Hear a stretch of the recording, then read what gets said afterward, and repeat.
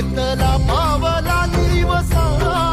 टाळ घोषातून साध येते तुझी धावते वैष्णवाला दिशा